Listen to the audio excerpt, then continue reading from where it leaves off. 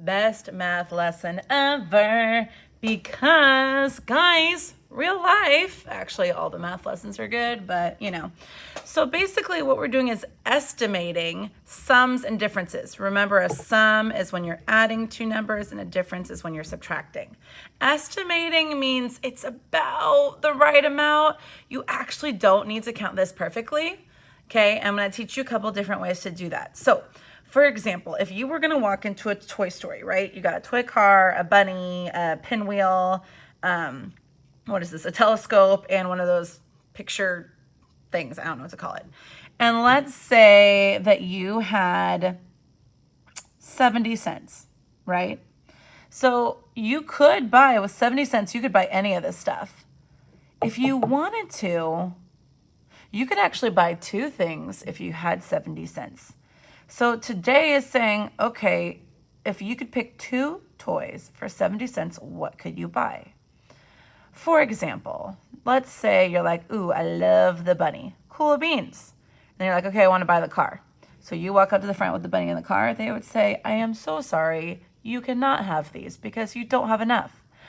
One way to do it is by adding the tens first, because mental math is a lot easier. So just do 50 plus 20, okay, which equals 70. And then that's how much you have. You still haven't even added the ones. So without even doing the exact math, you know from estimating that you don't have enough money. So toy A, if it's the 54 cents, and toy B, if it's the 28 cents, sorry, nope, you may not buy it. However, let's say you still have 70 cents. You still really want the bunny. Could you buy something else? You could do 20 plus 30 is 50, plus 8 is 58.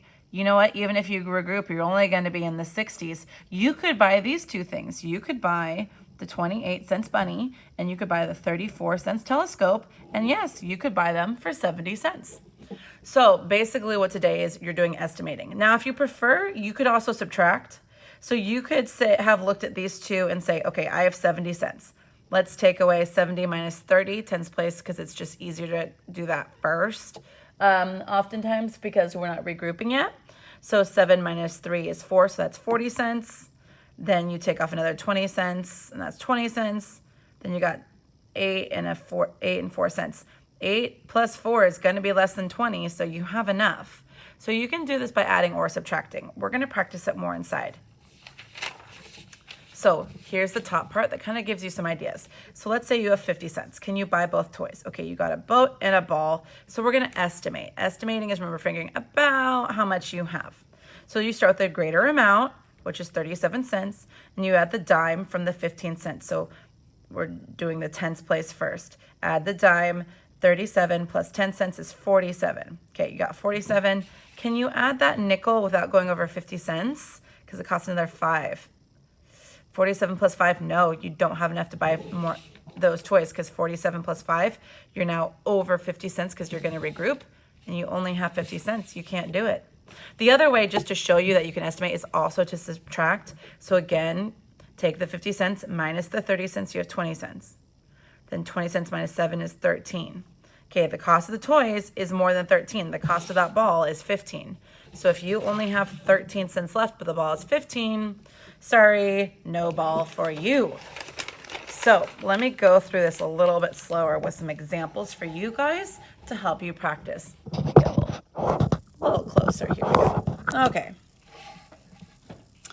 Guided practice. So you're going to estimate, circle yes or no to answer the questions. So I'm going to underline my tens place, and then I have my ones place. Okay, can you buy a yo-yo and a duck with 60 cents?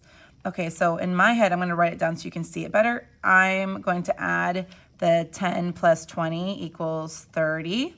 Okay, so 10 plus 20 is 30. Cool. Then I have the ones place. 7 plus 5 equals 12. You know what? 30 plus 12 is nowhere near 60. I definitely have enough money to buy those. Sweet.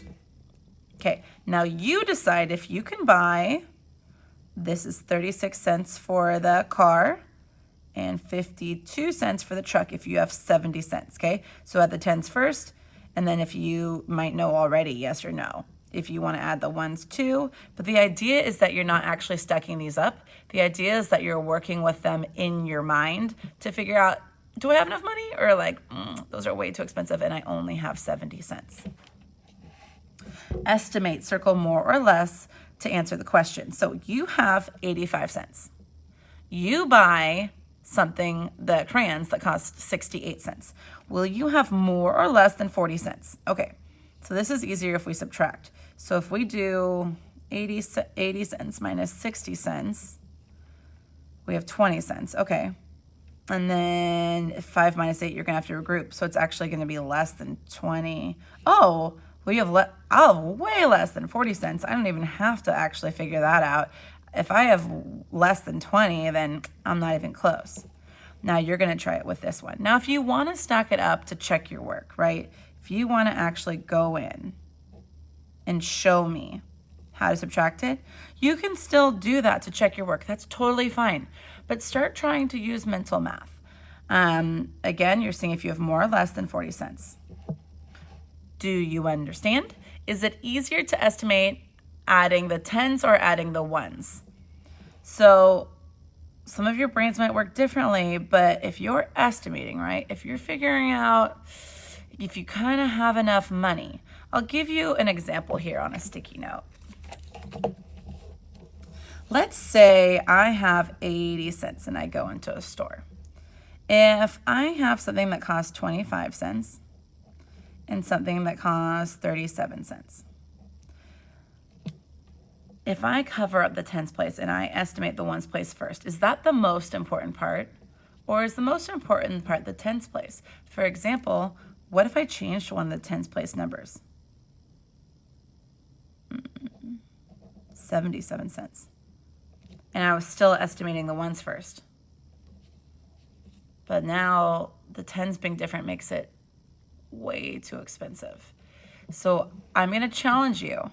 You can estimate the ones, but it's not going to be as important as information as if you estimated the tens place first, because this will tell you faster yes or no. Now you can then look at the ones to make sure it's not just a few pennies too much or a few pennies too little, but looking at the tens place first is going to give you a lot of information because the tens have more, this is an important word, value. Tens have more value. They're worth more. So that's going to be an important concept when answering this. All right, continuing on to independent practice. You're circling yes or no. Can you buy the crayons and the bear with 60 cents? So make sure you're looking at the correct picture. I would circle it just to help your brain. You have 21 cents and 43. Then down here you have the bear, which is 43.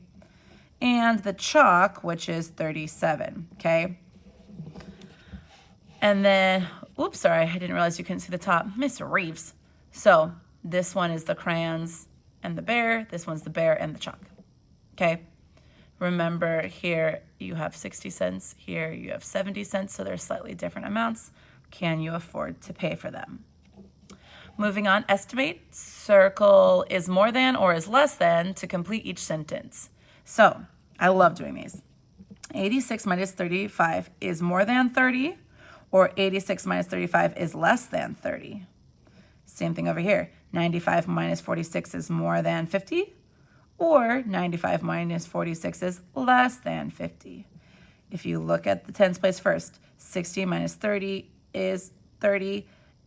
8 minus 5, ooh, if you have 8 fingers and you minus 5, you don't have to regroup. So it's going to be 30 something. So is that more than 30 or is that less? Then you're going to finish it on this side. Estimation, Jose has 70 cents. He buys 2 robots. Cool, Jose. He buys the blue robot. What other robot can he buy? Okay, so you know he's going to buy this one. That's a done deal. What other one can he afford if he only has 70 cents? Can he afford the red one or the green one?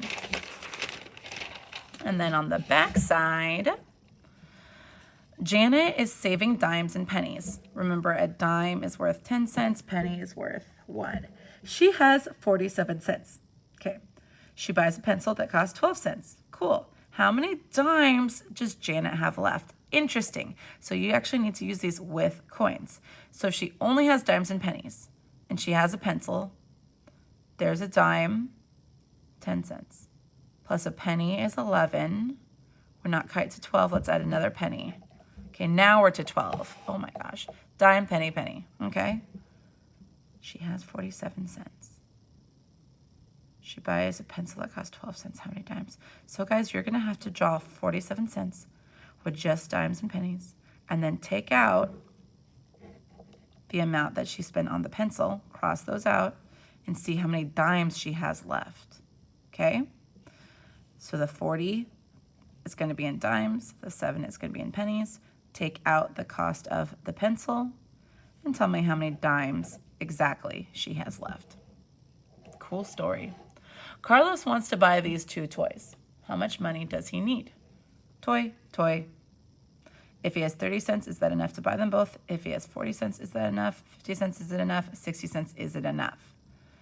All right, and finally, write a subtraction sentence using 2 two-digit numbers, then explain how to estimate the difference. So you can explain that either you add the tens first and then estimate the ones, or you subtract the tens and then estimate the ones. Remember, they both work. Some people enjoy adding and have an easier time adding first. Some people enjoy subtracting, have an easier time subtracting in your brain. They both do the same exact thing. But the idea is that you're going to look at the tens first because it's estimation. Because if it's super far, like if the number is super far away and you're like, wow, I'm not even close, you don't need to mess with the ones. If it's closer, then you should look at the ones to see if you're going to regroup or not.